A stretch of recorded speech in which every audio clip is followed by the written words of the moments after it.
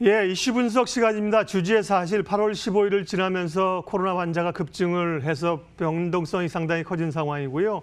시장은 풍부한 유동성으로 이걸 또 받아내고 있는 형국들. 그러면서 8월의 마지막 주간이 대단히 중요한 구간이다.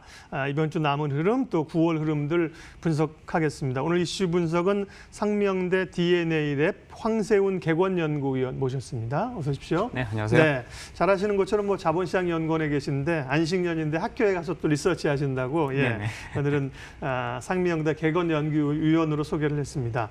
이번 주 이슈 가운데 이제 잭슨홀하고 금통위가 뭐 주목할 만한 상황인데 금통위부터 뭐가 좀 우리 금통위가 좀 내놓을 수 있는 카드나 시장 안정책이 있을까요?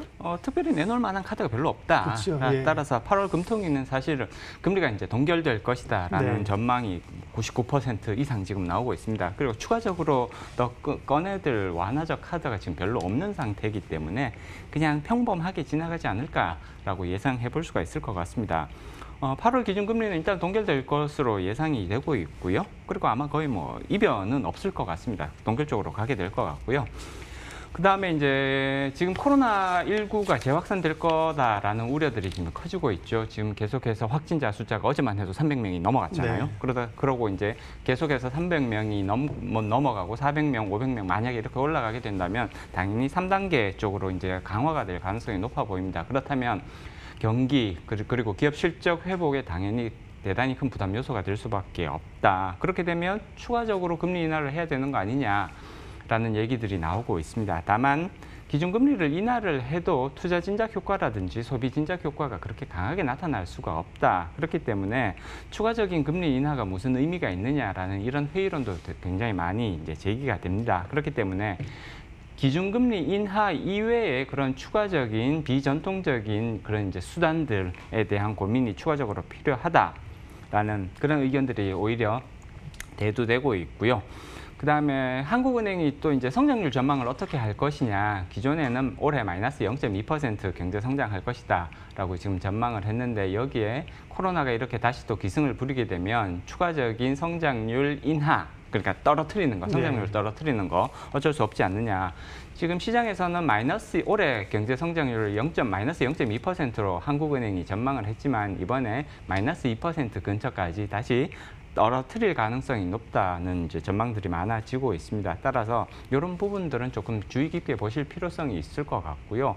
마이너스 0.2%에서 마이너스 2% 근처까지 떨어뜨린다는 얘기는 그만큼 기업들의 실적에 부정적인 이제 내지는 실적 개선이 굉장히 이전에 생각했던 것보다는 굉장히 느리게 둔화되는 형태로 나타날 가능성이 높다는 것을 의미하는 거거든요. 조정이 조금 찾아올 가능성을 높게 예상해 볼 수가 있을 것 같습니다.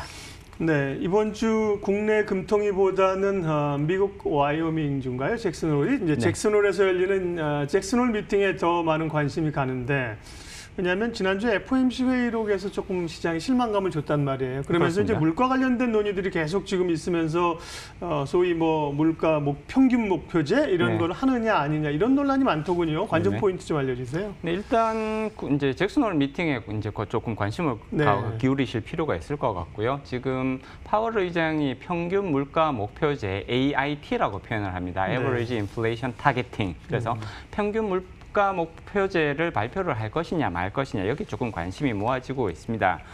지금 만약에 평균 물가 목표제를 언급을 하게 된다면 이것은 연준이 가지고 있는 물가 정책 목표 내지는 인플레이션 정책에 굉장히 중대한 변화가 발생할 수 있다는 것을 의미하는 것이기 때문에 당연히 연준의 통화 정책 방향성에도 영향을 미치는 요소가 될 수밖에 없거든요.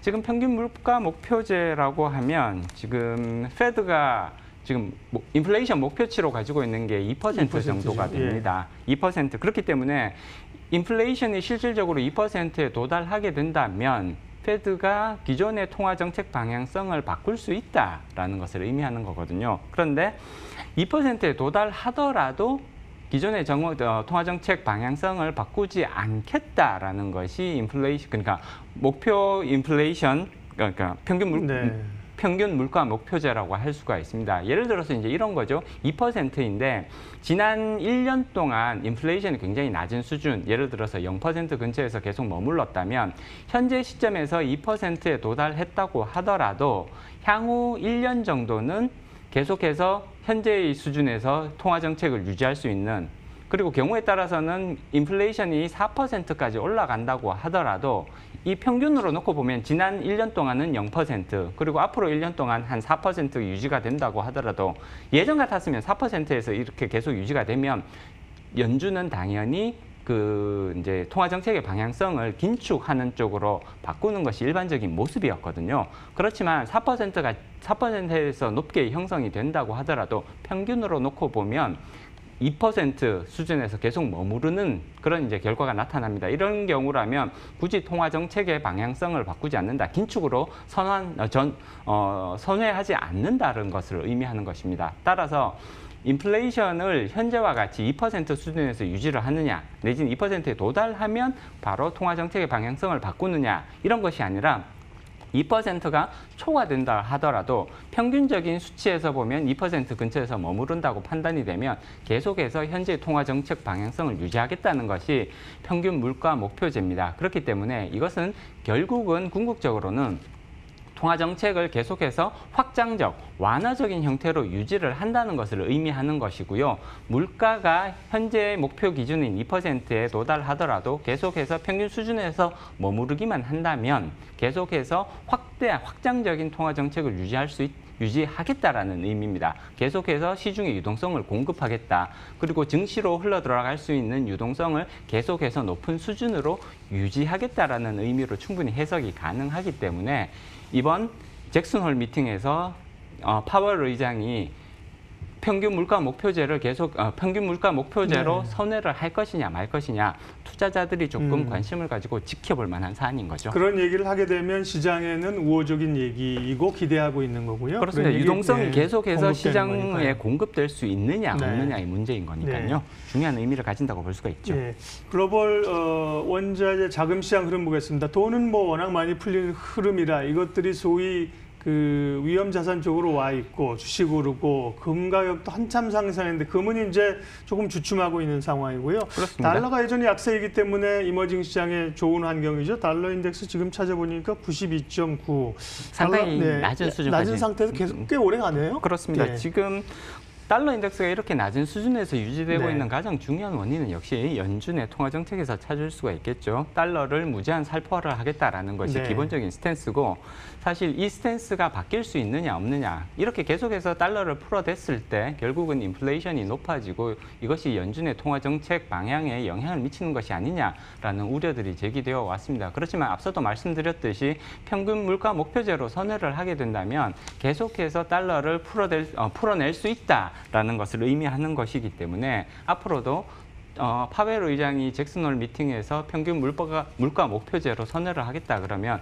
계속해서 달러 약세는 유지될 가능성이 높아지는 것이고요. 그러면 이런 자산 시장에서 자산 가격의 상승세가 계속해서 유지될 가능성이 높다는 것을 의미하는 거죠. 금값 같은 경우에도 지금 2,000달러를 넘어섰다가 다시 지금 이제 2,000달러 아래로 떨어져 있습니다. 일시적인 조정의 가능성을 더 높게 예상해 볼 수가 있는 것이고요.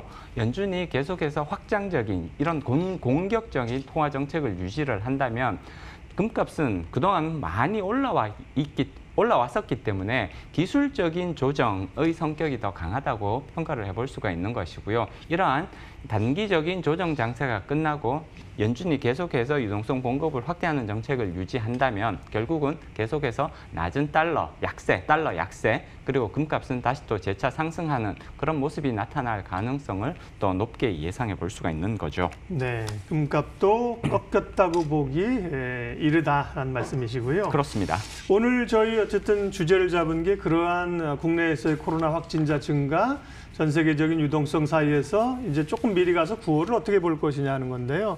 미국 증시는 기술주 중심으로 지금 잘 가고 있는 상황이고요. 근데 미국도 대선도 있고 지금 변수는 많고 그렇습니다. 국내 증시는 코로나가 있고요. 9월 시장 좀 체크해야 될 핵심 변수들은 어떤 게 있을까요? 일단 가장 중요한 변수는 역시 두 가지 정도로 네. 요약해 볼 수가 있습니다. 코로나19와 네. 그다음에 미국 대선이라고 볼 수가 있겠죠. 코로나19 국내에서 지금 계속해서 확진자가 늘어나고 있는 상태인 거죠. 그리고 이렇게 확진자가 계속해서 늘어나게 된다면 결국은 3단계로 격상될 가능성이 높습니다. 네. 경제 활동이 상당히 위축될 수밖에 없는 상황인 것이고요. 이러한 것은 결국은 경기 회복세가 조금씩 감지가 되고 있었는데 그러한 경기 회복세가 나타나는 시점이 결국은 4분기 내지는 내년까지 늦춰질 수도 있다라는 우려를 키우는 요소가 될 수밖에 없습니다. 기업 실적 당연히 회복하는 모습이 굉장히 지연되어서 나타날 가능성이 높은 것이고요. 그렇기 때문에 코로나19가 다시 또 확산되는 모습을 보인다는 것은 결국은 증시에 조정기가 찾아올 가능성이 높아진다는 것을 의미한다. 이렇게 해석해 볼 수가 있는 것이죠. 재확산으로 인해서 이제 코로나19의 재확산세로 인해서 증시에 조정기가 찾아올 가능성, 그리고 이 조정기라는 것은 결국은 9월 말까지, 물론 이제 코로나19가 얼마나 빠른 시일 내에 다시 안정화되느냐가 굉장히 중요한 의미를 가집니다. 이것이 결국은 증시가 언제 조정기를 마무리 짓고 다시 또 상승기로 전환할 수 있느냐를 결정지을 수밖에 없기 때문에 그런 것이고요.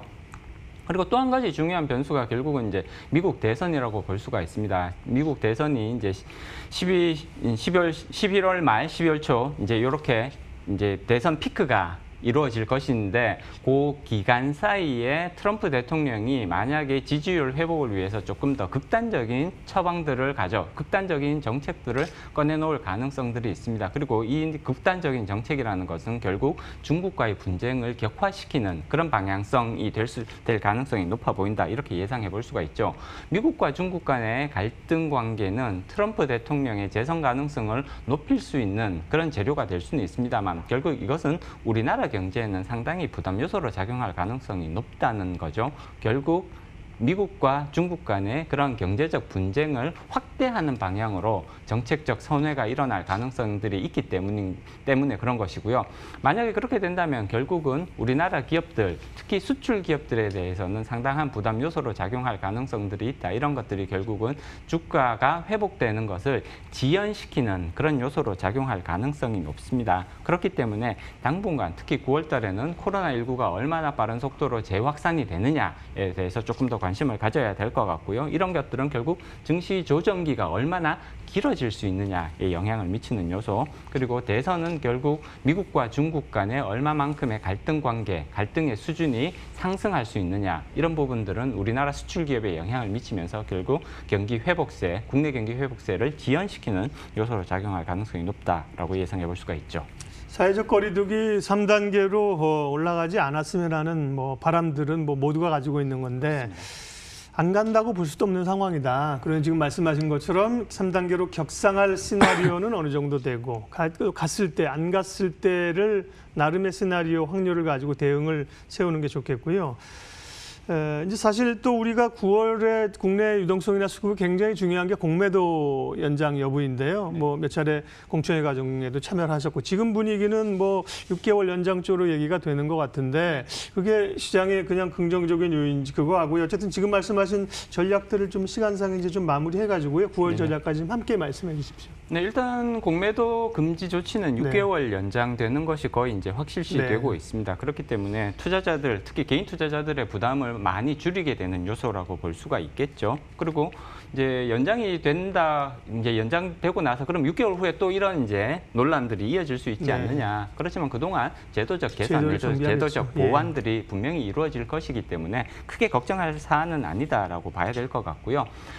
공매도 금지가 연장되는 것은 개인 투자자들의 수급에 있어서는 상당히 긍정적인 부분이라고 볼 수가 있습니다. 여기에 부담을 느껴서 시장에 이제 참여를 이렇게 조금 주재해왔던 그런 자금들이 계속해서 시장으로 유입될 수 있는 요소라고 볼 수가 있는 것이거든요. 다만 시장에서 지금 이제 앞서도 말씀드렸듯이 가장 부담이 되는 부분은 역시 코로나라고 볼 수가 있습니다. 3단계로 격상될 가능성들이 존재를 하는 것이거든요. 그리고 만약에 3단계로 격상이 된다면 개인 투자자들의 자금 유입 당연히 부담 이렇게 조금 주춤하게 만드는 원인이 될 수밖에 없는 것이고요. 외국인 투자자들의 귀환에 있어서도 이 부분은 굉장히 부담스러운 요소가 될 수밖에 없습니다. 따라서 코로나가 지금보다 더 나쁜 상황으로 가게 된다면 개인 투자자들의 자금 유입이 줄어드는, 외국인 투자자들의 귀환도 연기가 되는, 지연이 되는 그런 모습으로 나타날 수밖에 없기 때문에 조정기가 그만큼 길어질 가능성이 높습니다. 따라서 현재의 상태에서는 불확실성이 증가하고 있는 시기이기 때문에 공격적인 투자 전략보다는 방어적인 투자 전략으로 임하시는 것이 당분간은 조금 필요한 전략이 아니겠느냐. 다만 이렇게 코로나가 이제 재확산세로 가더라도 1차 확산기처럼 그렇게 완전히 이제 경제가 올 스톱이 되는, 마비가 되는 상황까지 갈 가능성은 상대적으로 제한적이라고 볼 수가 있습니다. 상당히 부담스러운 것은 사실입니다만 이런 것들이 또 장기적으로 몇 달씩 이렇게 이어질 가능성은 오히려 낮다고 예상해 볼 수가 있습니다. 그렇기 때문에 조정이 찾아온다면, 특히 조정의 폭이 예상했던 것보다 다소 크게 찾아온다고 하더라도 그런 기회를 오히려 저가 매수의 기회로 활용하는 그런 모습들 충분히 우리가 생각해 볼 수 있는 사안들인 거고요. 그리고 조정기가 끝나는 시점이 아마 외국인들이 귀환하게 되는 시점과 아마 비슷하게 일치하게 되지 않을까. 조정이 마무리가 된다는 얘기는 결국 코로나가 다시 안정화의 길로 간다라는 얘기인 거니까 이렇게 된다면 외국인의 귀환도 조금 더 빠른 속도로 이루어질 수 있다. 따라서 조정이 온다. 당연히 이 가능성은 열어두셔야 될 것 같고요. 그렇지만 조정이 왔을 때 오히려 저가 매수 기회로 활용할 수 있는 그런 모습들, 그리고 조정이 끝날 때 조정은 이제 단기적으로 끝날 가능성을 저는 개인적으로는 더 높게 보고 있습니다. 그렇기 때문에 4분기 정도 가면 오히려 또 유동성 장세가 다시 본격적으로 시작될 가능성, 외국인들의 귀환까지 이루어질 가능성들이 있기 때문에 이런 부분들에 대해서 현재에 대해서는 조금 방어적인 전략, 그렇지만 조금 긴 호흡에 있어서는 계속해서 주식 매수를 확대해 나가는 그런 전략들이 유효하지 않을까 그렇게 예상해 볼 수 있습니다. 오늘 이슈 분석 9월을 좀 미리 가면서 어떻게 보면 9월뿐만 아니라 이제 하반기에 전략들 세웠습니다. 황세훈 상명대 DNA 랩 개관연구위원 함께했습니다. 고맙습니다. 고맙습니다.